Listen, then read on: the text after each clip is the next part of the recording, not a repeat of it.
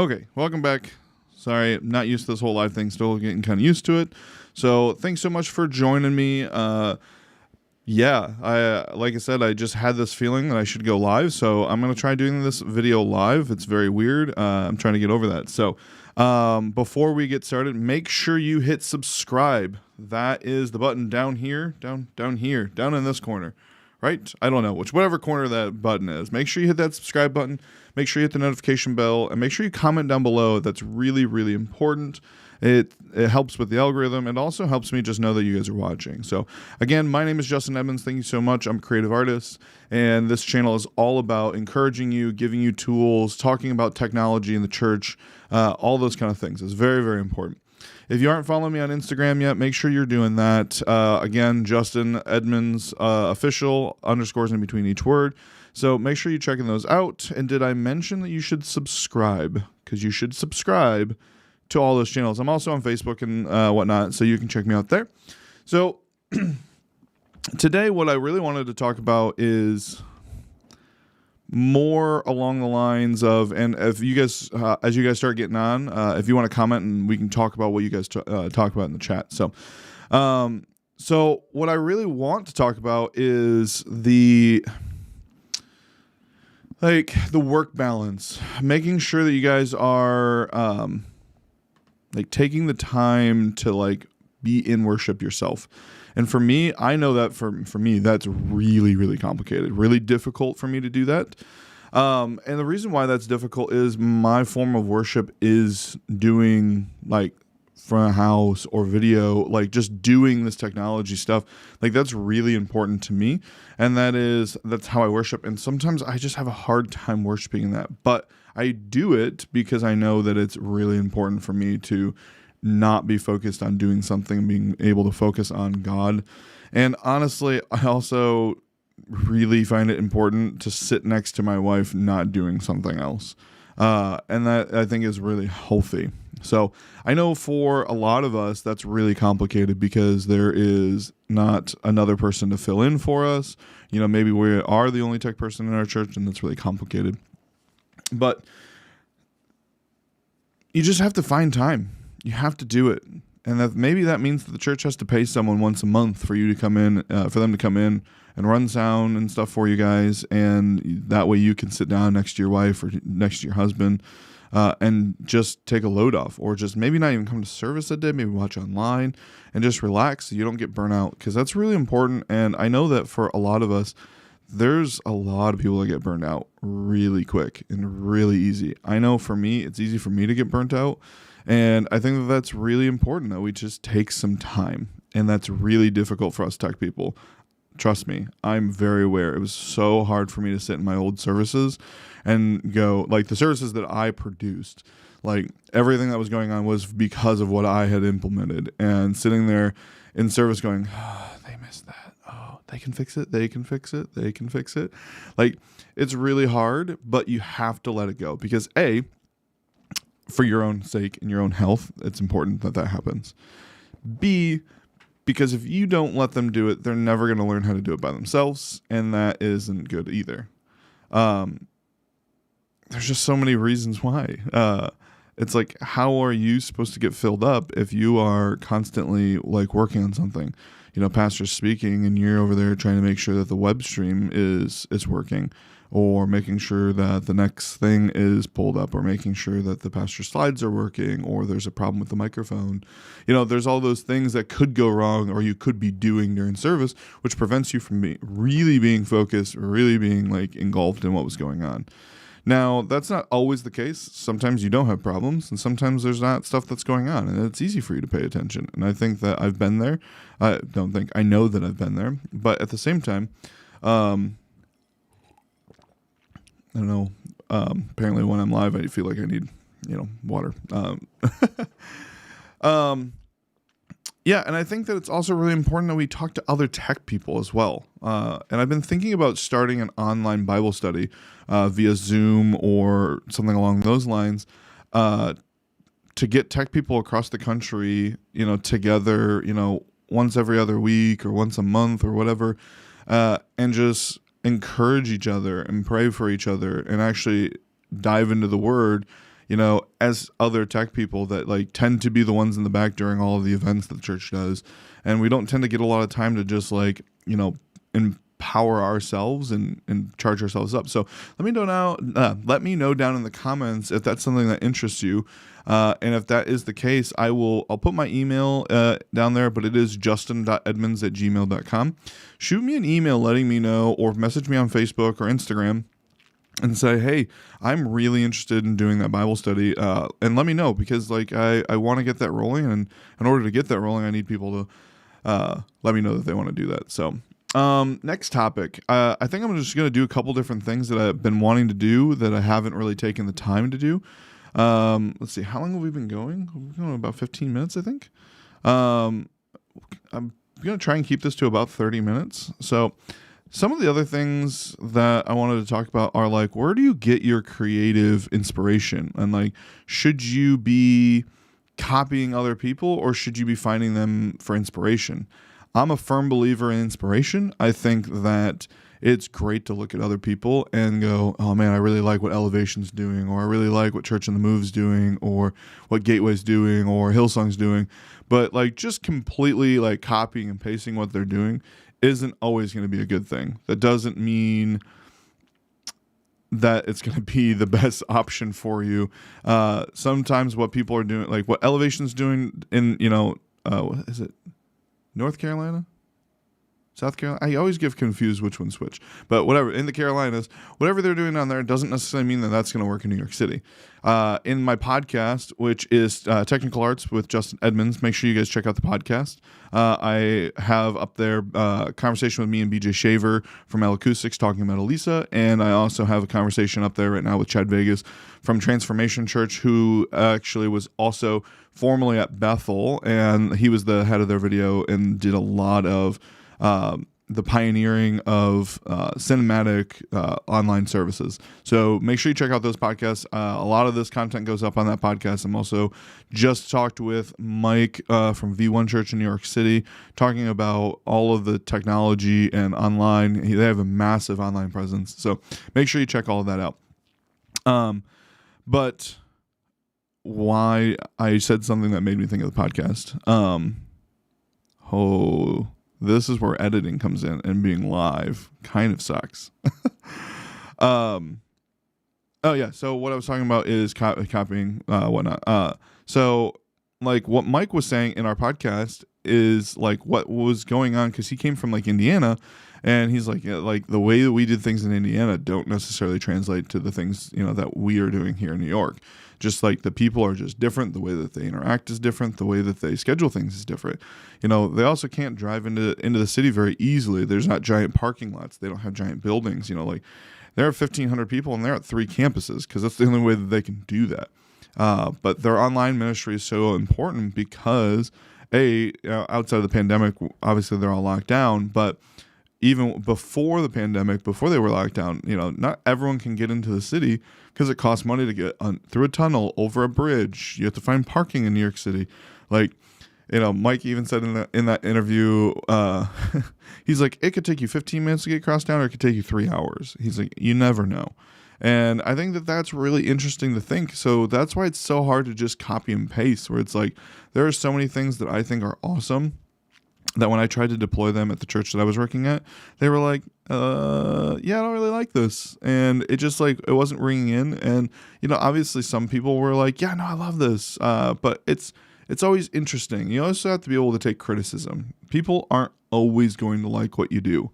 For stage displays, the way that you want to mix, if you want to mix like Elevation and people want you to mix more traditional, that's going to be something you're going to have to deal with. And I think that that's where the vision of things that I keep talking about comes in, and being able to get on the same page as pastor and the elder board and go, this is what we want to do. This is why we want to do this. And I think that it's also important, if you're on an elder board or a lead pastor, I think it's also important that you listen and don't just make decisions without talking to your tech team. Because sometimes, especially if you guys aren't tech people or techie people, it's really important for you to have the understanding of why the tech person wants to do it, because maybe it's a reasoning that you go, oh yeah, we never thought of that. That makes sense why we're doing that. Yeah, we should probably keep doing that. When you are ready to cancel or stop doing that. So I just think that it's really important. Looks like I got a couple watchers. Hey guys, comment in the chat and let me know who's here so I can say hi. It's really important to make sure that we are getting that. Hi Sarah, glad that you're joining. I just think it's really important as we cast vision and as we look at other people and we making sure that we're not just copying for the sake of copying, because just, what they're doing doesn't necessarily mean it's going to work for you. I've said this in a couple of conversations, a couple of videos where I go, I like this stage design and I like this stage design. Let's take it, mold these together a little bit and let's change, add a little bit of my own flair on there. I think that that's great. I think that we just need to look at these people for inspiration, not just to copy them.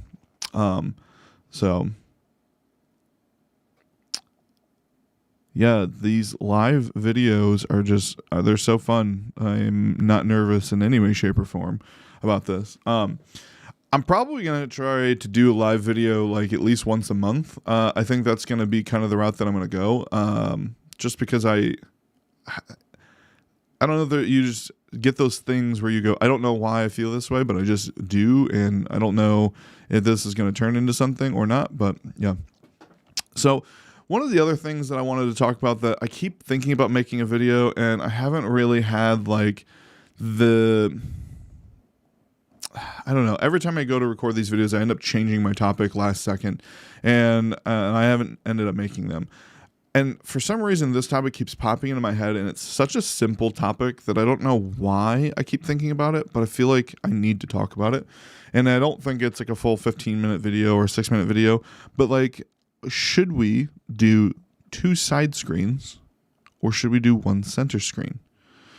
And it's really funny because it's such a simple thing and such a weird thing with everything that I've been talking about, where it's this vision casting, leadership, and how to do these things. And then this topic of just side screens or center screen. What should we do? Keeps popping in, and I always find it funny. So I'm going to talk about it because apparently it's important, or at least it's important to me. Maybe it's important to God. Maybe someone watching right now needs to know. But this is what my head has, where my thoughts are for the side screens or the center screen. Is in the 90s when you had churches starting to pop up on TV and filming things.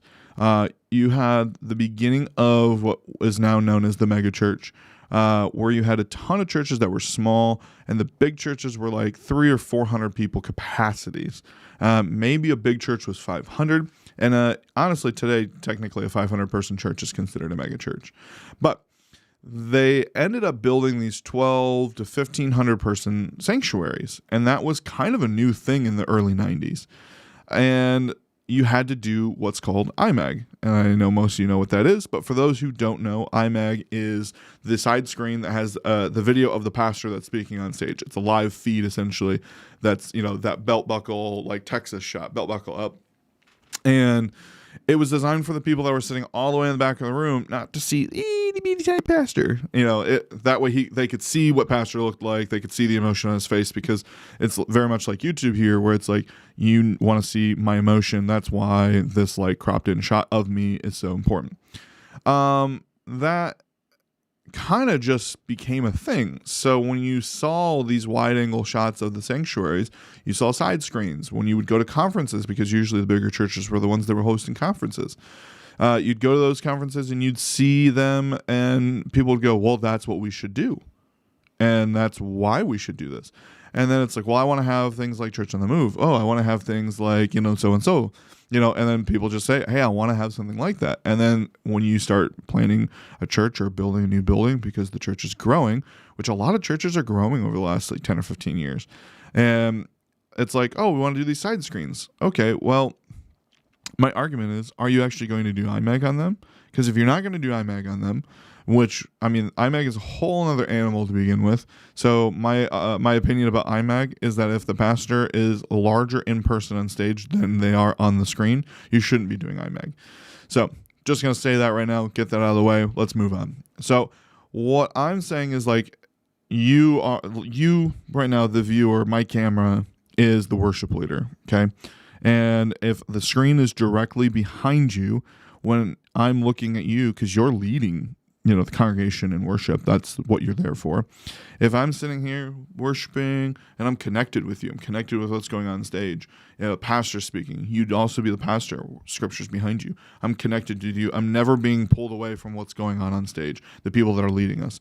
But if I'm sitting here in worshiping, and I go, oh, I need to know the lyrics, and I have to look off to the side, I'm now disconnected from what's going on stage.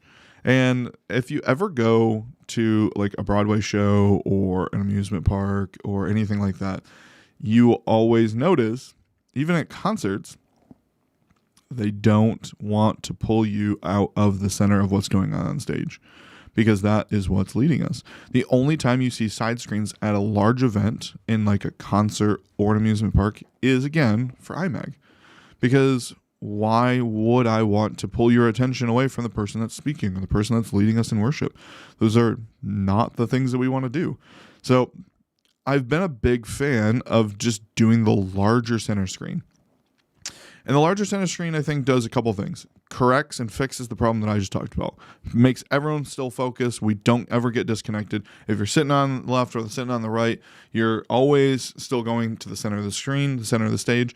That's just the reality. That's great. The next thing is that you can also, being on camera, have it set up so that you can have a large enough screen that there's a backdrop. With ProPresenter and all of the newer graphics software, you can put lyrics and scriptures anywhere on the canvas that you want. So when you're sitting down and you are deciding how you want to line this up, have the pastor stand on stage or have someone stand on stage, and then sit in the front row so you can see how high you have to have that scripture or that lyric, and get it set. Make a preset.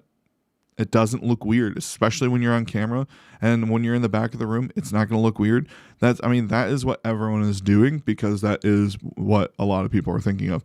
The center lyrics, I know, is something that we're so used to when we have screens that are up high or off to the left or right, and I just don't think that that's super important.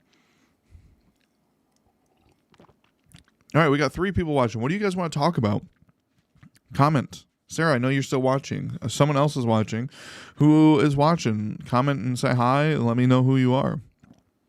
I got into a conversation with someone on a Facebook group this week, and I don't know how I feel about it, because it's so difficult reading comments in a Facebook group from someone you don't know, because there's no body language, there's no tone. And I hate just jumping to a conclusion. But it's I was doing this conversation, and, the guy commented and said that we're just not going to do this, and that, pastor's not, doesn't think that this technology is super important. And I was like, yeah, man, how many have you asked? I posted a video from my company about budgeting, and he commented about how they don't budget for AV. And I was like, well, why would you not budget for AV? In general, being proactive about things. Unplugged worship services. Oh, okay, yeah. So here, I'll pause the story. Unplugged worship services. I think that they have their place. I think that they are fun. I think that they can be really cool and really intimate. I think that sometimes we do them because we think that tech is distracting, and that if we go unplugged, that it becomes less distracting. I will tell you right now that that's just not really the case. Every single unplugged worship service I've ever been a part of, there is equal amounts of tech that are just disguised more, because you still have to be plugged in, you still have to have lights, you still have to have cameras, you still have to have lyrics for the congregation. Maybe they're just not moving lights. And again, I think some of that comes down to the skill of the person that's deploying them, and maybe you shouldn't be deploying them, because every piece of technology should be amplifying what's going on in the service, and should be amplifying the emotion and the feeling that we're trying to convey during those sets. The other watcher is my mother. Of course, it's just my family. I appreciate you guys for watching so much. So that's kind of how I feel about unplugged worship services. I think that they're good. I think that they're needed. I think that it's even though the tech is still there, sometimes just the emotion that we want to convey is a little bit more stripped down and not like even though the tech is all still there. But most of the ones that I was involved in was because they felt like they were trying to like trick people into like thinking we weren't like doing all of the fancy stuff when we were all still doing all the fancy stuff. It was just we were doing the fancy stuff different, a little bit more incognito, I guess. But yeah, I mean, I know that like Elevation had like their acoustic set. Listening to that album is that's probably one of my favorite Elevation albums, is that acoustic album. And that is like their unplugged set. Bethel's Without Words is also a very great album that I've listened to a million times. It's very soothing, very calming. So if you're thinking of it on that sense, Sarah, I think that they're fantastic. I think they're amazing. So back to my story. So yeah, he just commented about how like they don't budget for AVL, and the whole video was talking about, you know, the different ways of budgeting, like preparing yourself, you know, for the long haul. Like maybe we just bought a soundboard. Okay, well, how long do we think the soundboard's going to last? Okay, well, we think it's going to last 7 years. Okay, well, how much is the next soundboard going to cost us? Well, we think it's going to cost us, I don't know, let's throw an arbitrary number out there. It's going to cost us $10,000. Okay, well, we have 7 years to save for this $10,000 sound console. So that way we can be replacing it before it dies, and maybe hopefully while it still has some value. And that was always my argument at the church that I worked at, is why would we not try and replace our sound console? Because it's going to have to be replaced no matter what. It's going to die. It's a piece of sound equipment. It's a computer for the most part. It's going to die. It's going to have a problem. So why spend, you know, and at the church I was at, it was a pretty large church. The sanctuary holds about 4,200 people. So we were on Digico consoles there. And it was like, you know, there's a $60,000 sound console. Why not try and put a date on it, an expiration date of say, hey, in the next 7 years or 8 years, we're going to replace the front of house console at another $60,000, and we're going to sell the front of house console that we're on currently and say that it holds its value at least 50%. Then we're going to recoup half of that, and we get a brand new sound console essentially for $30,000. Now, that is always semi a risk because you're gambling that you can sell that console. Usually, if you are buying the correct consoles, there's always a market for it. Like for most people that are watching these videos, you're probably in like the M32 SQ, maybe Avantis from Allen Heath range. And I mean, think about, there's 40,000 churches in the United States. There's always going to be a market for an SQ or an M32 or an Avantis size church that someone has an analog console that they haven't upgraded in 20 years. Or they have an older digital console that they bought on the early days of digital consoling. So there's always going to be something like that. So there's like, that's the type of budgeting we're talking about. You know, batteries, things that, you know, these consumables. And hang on just a second, I got another comment. If you have an overflow room or maybe a parent room, what is the best way to stream the live service into those rooms? Okay, so I think that is a good question. That I changed that thought process when the pandemic hit because everyone went to cameras. So before, it was really complicated because maybe you didn't have infrastructure, you didn't have cameras, and those kind of things. Now that we all have cameras, we're all live streaming, we can technically take the output of our live stream set up before it goes to a computer, and we can dump that into like an SDI feed into any part of the building. So they have all these SDI converters, so you can convert HDMI to SDI, because SDI can go up to 300 feet. I think it's like 318 feet, I think is what the limit for normal 6G SDI is. And that can get converted back into HDMI and get plugged into a TV, and that will pass audio and video. Little converters are about $100 a piece, and then you can buy bulk cable or you can buy pre-made cable for roughly 50 cents to $1 a foot, depending on where you're buying it from. So for about $500, you can get into a nursing mother's room. I find that important for like a nursing mother parent room, or like you said, Sarah, an overflow room, because if you are a small church, you know, I've been to a lot of churches that, you know, they only have physical space for like 30 or 40 people. But if you have 80 people coming to your service, okay, cool, maybe you do 2 services, but maybe there's another room in the building that you can put people in. You know, you're a new church and you're just trying to figure stuff out. That would be the way that I would go. I think that's $500 well spent, and my furnace is turning on. Sorry, I shouldn't point those things out. But yeah, that's a pretty easy fix, and I think just dumping it into a TV is perfectly fine. Because if you're in a nursing mother's room, you're going to be in a small room anyways. And if you're in an overflow room, like a larger room, so I've done some services in churches that are larger, that we've done big events where Joyce Meyer comes or something like that. The infrastructure that they have in those places is significantly larger, a lot more in depth, and you can do a lot more. But for the smaller churches, I think definitely the easiest way would just be an SDI feed converted in and out into HDMI with audio passed over it. All right, so back to my story. So budgeting, and you you can't hear my furnace. Okay, good. Whew. I'm always worried about that. This mic is actually really nice. I actually really love this Shure mic. I got it. It's like $250. It's the USB one. So yeah, I'm so used. Normally I shoot these with a lav, and the lav kind of picks everything up. This is a lot more directional, so I forgot about that. That's why I shouldn't have mentioned it. But yeah, so he's just like, yeah, we don't budget for it. When it breaks, we replace it. And I'm like, well, what happens if you all of a sudden, the building gets struck by lightning and you're now needing a $20,000 or $30,000 sound system? And then I've seen this. This has happened where something catastrophic happens to the sound system and the church didn't budget and they didn't have the money to replace it. So they set some, cheap fix because they needed audio up, and that just sat there. And it's 10 years later because, well, it's just working.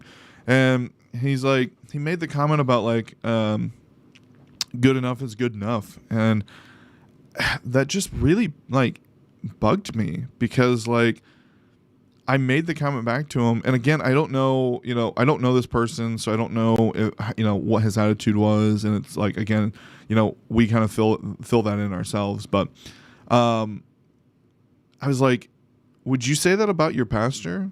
Well, he's good enough. Where can I purchase this mic? Sounds really awesome. I got it off Amazon. I can post the link to it in the description at the end of this. But what I was saying is that no one would ever sit there and go, yeah, our pastor's good. He's okay. He's good enough. People would they want their pastor to be good, and obviously not everyone is going to be Stephen Furtick or Bill Johnson, but I've had a lot of pastors that are not those people, and they're great. They're completely different from those people, but they're amazing.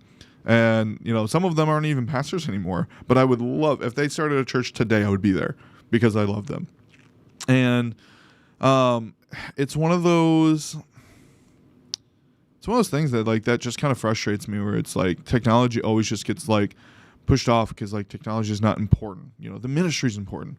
We're more worried, and he made the comment about we're more worried about the men's ministry and the women's ministry. And it's listen, I get that people are important. I'm not trying to say that the camera that I'm sitting here on is more important than that soul. What I'm saying is that the camera I'm using right now, I'm using that camera to reach these people, and it's a ministry.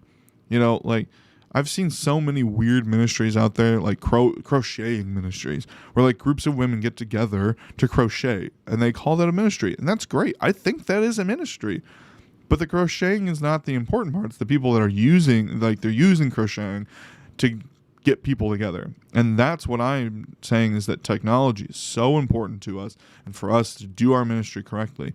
And I get that. Yep, our sound system works great. We don't budget for it. It's cool. I'm not saying you need to be going out and buying a $10,000, this every single month with your budget. I'm saying is you should be planning to replace a sound system, replace a soundboard, buying batteries, those things. If I have to budget for my household, you should be budgeting for every single aspect that you can for your ministry, because it's irresponsible for you to all of a sudden have a $40,000 budget item that you need to fix because it broke, because your building got struck by lightning, someone did something stupid, and now your congregation has to pay for that. We're struggling because we had to spend $40,000 to do, fix our sound system or whatever that may be. And now we're struggling to pay our bills because that happened. Whereas if we would have just been budgeting for it over the course of time, then it's fine. It's good to go.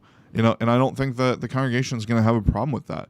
It's one of those things that's like, if you're a small church of 100 people and, the church brings in, say, $400,000 a year, and I don't know if that's what a 100-person church would do, but just we'll say $500,000 for easy math.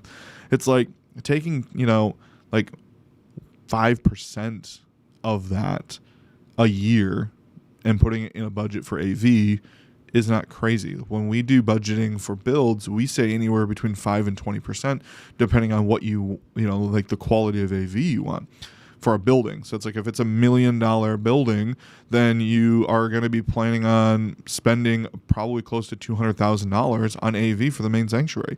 Like, that's not a crazy thought process, especially when you think about, when you buy something for yourself, like say you go out and you buy a brand new car, and that car costs you, say, $35,000. $35,000 when you make probably $40,000 to $60,000 is 50% of 1 year's income. But the thing is that car is going to last you probably 10 to 15 years. So the investment is totally worth it. Well, I'm here to tell you that most churches can invest in a high-quality sound system that will last them 10 to 15 years before it needs to be replaced, if it even needs to be replaced at that point. So that's the thing that I say, is that, like, you have to look on the ROI and look at the investment, and budgeting for that is super, super important. And another comment here from Sarah. Stewardship is so important, and remaining relevant is something we are told to do. Our message doesn't change, but our presentation does. Technology is such a powerful tool. Yeah, I couldn't have said that better. Like, that is so spot on.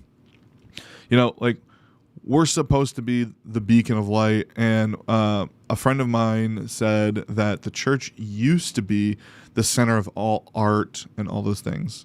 Like, looking at how we did everything, back when the church started. Like, we're supposed to be the people that everyone looks to. And we're starting to see that. We didn't see the house worship market in the AV world like be a real predominant thing, and now you're really starting to see it. You're seeing like companies like L Acoustics have house of worship verticals. You're seeing Digico hiring people from the house of worship market to go specifically after the house of worship market.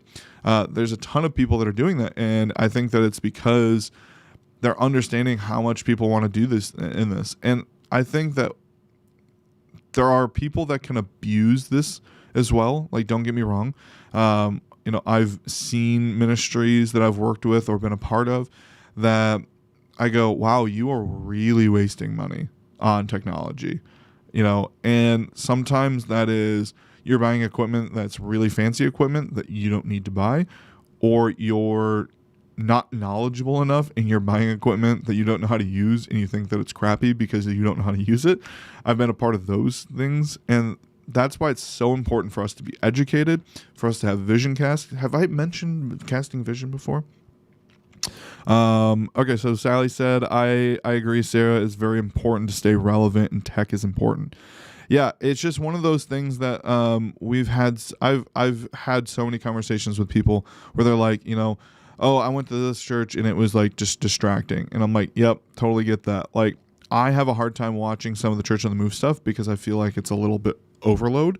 But like, then I look at Elevation and Bethel, and like they're doing LED walls, moving lights, those kind of things, and I don't get distracted by anything that they're doing. And now, granted, I haven't been there in person, so maybe it's different, but at the same time, those are also ministries that are like exploding. I mean, honestly, Church on the Move is massive too, so there's got to be something to that. Sarah also just said, how important would you say it is for the church to have some type of podcast offering outside of Sunday's sermon? Are you talking about like doing a podcast that's not just the Sunday morning sermon, like something kind of like what I'm doing right now? Is that what you're talking about? This is on like a little bit of a delay, so I'm going to keep talking while she answers that. So yeah, the budgeting thing is just like, he wasn't willing to talk to the pastor. Pastor's, his mind's not going to change. I've been a volunteer there for 20 years, and he's not going to change his mind. And I'm like, I feel like you're kind of part of the problem if you're not even willing to, like, there's that level of like being persistent, being respectful. Is casting vision something you're passionate about? LOL. Yes, casting vision is something I'm very, very, very, very passionate about because it's so important and no one does it in our industry for some reason. And when I say no one, for all those people out there, yes, I understand some people do it.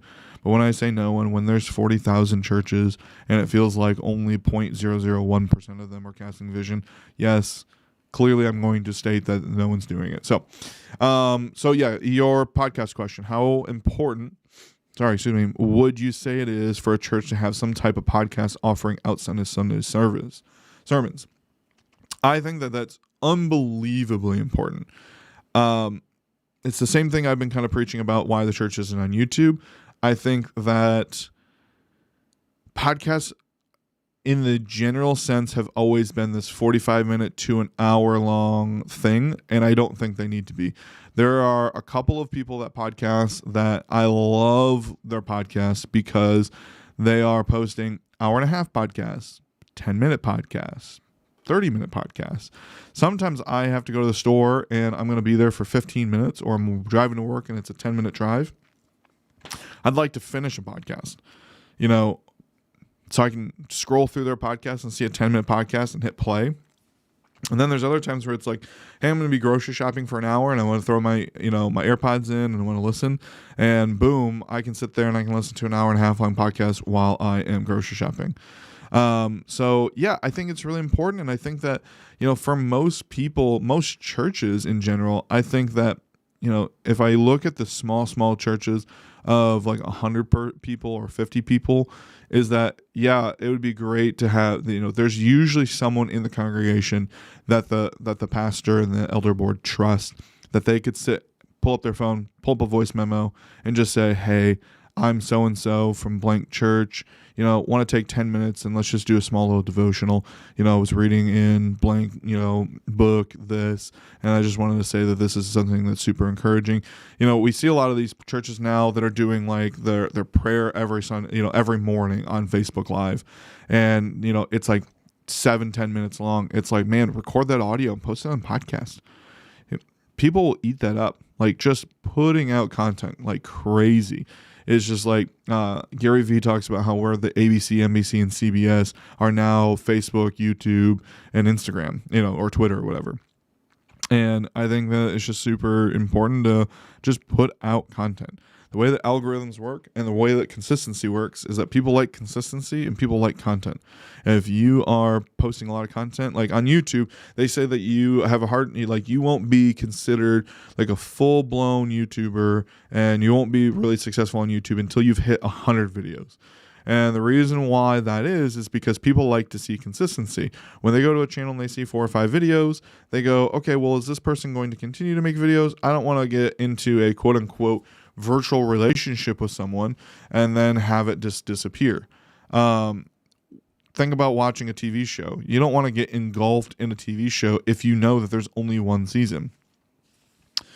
Okay, so yeah, to wrap that question up, I think that it is really important. I think it's easy to do that. So, all right, Sarah's got one more question, then I'm going to wrap this up because I was going to go for about 30 minutes, around about 40. So what is a good way to get people about using their creative talent in the church? Finding committed volunteers can be difficult. What's your advice on approaching that? So I asked that question to a lot of people in my podcast, and I don't think that there's like a real good answer. Get people excited. Yeah, I think that there's a handful of things, and it comes back to that vision thing, is that when we started casting vision to the congregation, sorry, I'm getting a little stuffy. When we started casting vision to our congregation, when I was at the last large church that I was at in the college ministry, and we presented, hey, this is what we're planning on doing. This is what we want to do. People were getting excited about it. They were like, yeah, that totally makes sense. Like, we're trying to, like, you're seeing these cameras and everything. Like, the point of the cameras were not for you to not come into service. Like, we wanted to build community because we believed community was important. And the idea was, hey, we wanted to reach people that weren't willing to come into our building, because there's a ton of people that are unwilling to come into a church no matter what. I've had people go, oh, you're going to a concert. Who's the concert for? And I'd be like, it's blank band. And they're like, oh, I love blank band. Where's it at? And I'm like, oh, it's at this church. And they're like, yeah, I'm not going to go. When I was working at that large church and I was trying to book concerts, I actually had artists that were unwilling to come and play our facility because we were a church. And they didn't want to play at a church because they knew that people would not come and see them because they was at a church. They would rather go to a Christian college because people are willing to go to Christian colleges because it's not a church. It's still technically a college. So I think that that's really interesting. But when we were casting the vision of saying, hey, we want to be able to reach these people so that they can hear what we're all about and see that we're different from the church that they remember, whether they were previous attendees or it's people that were hurt by the older versions of church, because let's be honest with ourselves, that's a huge thing in this country, is that one of the reasons why we are where we are is because the church hurt a lot of people for a long time. And I think that there's a lot of churches that are still hurting people. And that's really unfortunate. But there are a lot of really good churches out there still. And the word of God and how he feels about people has never changed. And the way he is with people is more important. So, the casting of vision of why we're doing it changed the way people thought of it. And I made that comment about the one church that I worked at for a short period of time with the guy that came in and was like, why did we spend all this money on this? And it was like, well, when you put it in perspective of how many people we could reach doing this, he was like, that totally makes sense. Now, there's a lot more that plays into that, obviously. But yeah, I think that just getting people to go to understand, like, people don't like shaking people's hands. A lot of people are very timid about that, but they're willing to do it because they know it's important. Because usually, the greeting ministry, the first impressions ministry is so celebrated because it's a first impression. But in my opinion, the online version of our church is actually the first impression. Most people today, and Sarah, and I don't know about you, but would you say that when you are looking for a new church, what's the first thing that you do? I know for me, I get on their website and their Facebook and I watch their sermon. I look at the people that are commenting on their stuff because I want to know the type of people that are there. I want to see the type of information that they're giving. I want to see how the pastor speaks. I want to see how the worship is. So our online presence is our first impression. So cool, you guys have some really nice people shaking people's hands when you walk in, and your signs are super awesome, and the facility is nice and clean. That's great. If you can't get people in because they look at your website and your video looks like trash and it doesn't look like you pay attention to it. Now, there's a difference of we just started doing this and we're trying to figure it out, and we're trying to we didn't want to just sink $100 million into it. That's not what I'm talking about. I'm talking about, for me, if you go back and look at my videos, you can see the progression of my videos changing as I am trying to better them one by one. Every video gets a little bit nicer. It gets a little bit better. I mean, down to look at how I have this kind of set up comparatively. If you go back to the first video I posted about a month ago, it's there's significant differences here. And that's me because I'm learning and I'm doing different things. Those are all important. So I'm not sitting here saying that the first month that you guys are live streaming or we decided to pay attention to our website and it's not that good. I'm not downplaying that. I'm not saying you guys are doing that bad. What I'm saying is that when you aren't caring and you're not doing anything and you're it's good enough, people can see us. That's all that matters. I personally don't think that that's good enough. I believe that, let me say this correctly. There's a spirit of excellence that I've always been taught that we need. And I believe we're not doing things with a spirit of excellence. Good enough is a bad attitude to have, in my opinion. Now, you can be overly the other way and go, it's never good enough. And I think that's also equally as not okay.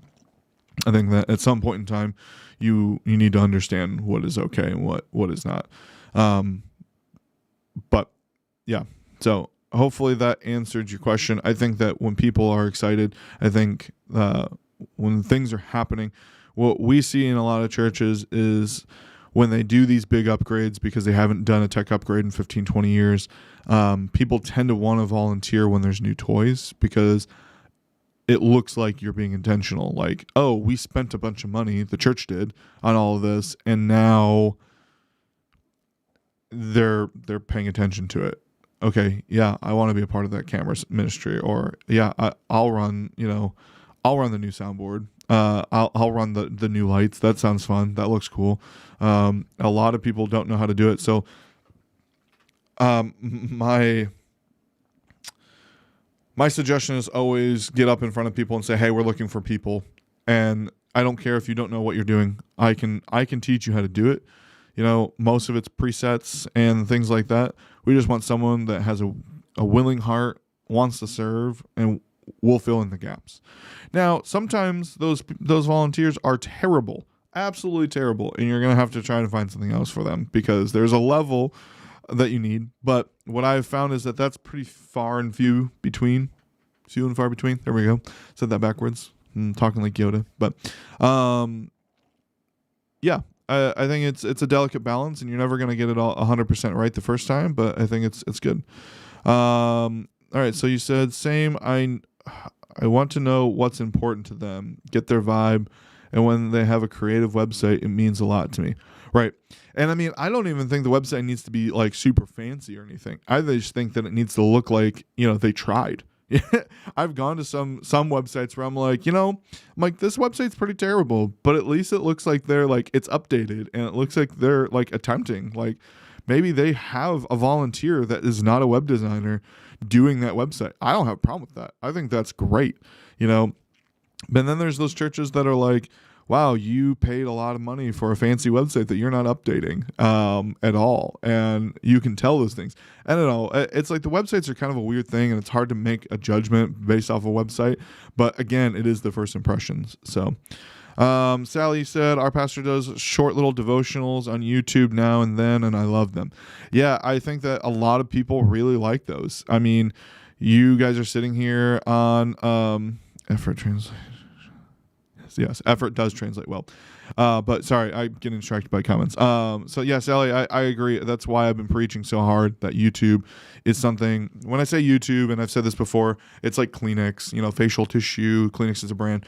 Yeah, YouTube, Facebook, Instagram TV, all those things. It is so important for our churches to be on those platforms and not just on a Sunday morning, on stage thing. There's so many good things that could come out of this and drive it. So, all right, guys, well, I need to wrap up. So thank you so much for watching. Make sure you are subscribing. It is super important that you do that. Make sure you hit that thumbs up and the notification bell. And again, I'm also on Instagram, so make sure you're following me there. And again, the podcast, it is, hang on, what is the podcast name? Technical Arts with Justin Edmonds. It's super fun, and I think it's super fun because it's me doing it. Let's see if I can pull it up here. Yep, Technical Arts Podcast with Justin Edmonds. Here it is. I don't know if you can see that, but that's it right there. Make sure you go subscribe. Give me a 5-star review on the old iTunes, the podcast app. It's on Spotify. It's on Anchor. It's on all of those platforms. So make sure you go subscribe. Give it the 5 stars. And comment down below on it. Tell people what you think of it. It is long form, short form. A lot of this audio from these videos I've just been posting on there as well, so you can listen to it if you don't get a chance to watch it. But then I also, like I said, sit down, have conversations for 30 minutes to an hour or so with people in the industry. If there's someone you want me to have a conversation with, please comment that in this video and on my Facebook. Let me know, hey, can you get a hold of, blank person and talk with them? And this is what I would really want to hear you guys talk about. Chad Vegas from Transformation in Bethel Church. We talk for an hour just about video and broadcast and how important that is and how, why he is doing what he's doing. There's a bunch of that kind of content that's really fun. So again, thank you so much for watching, and until next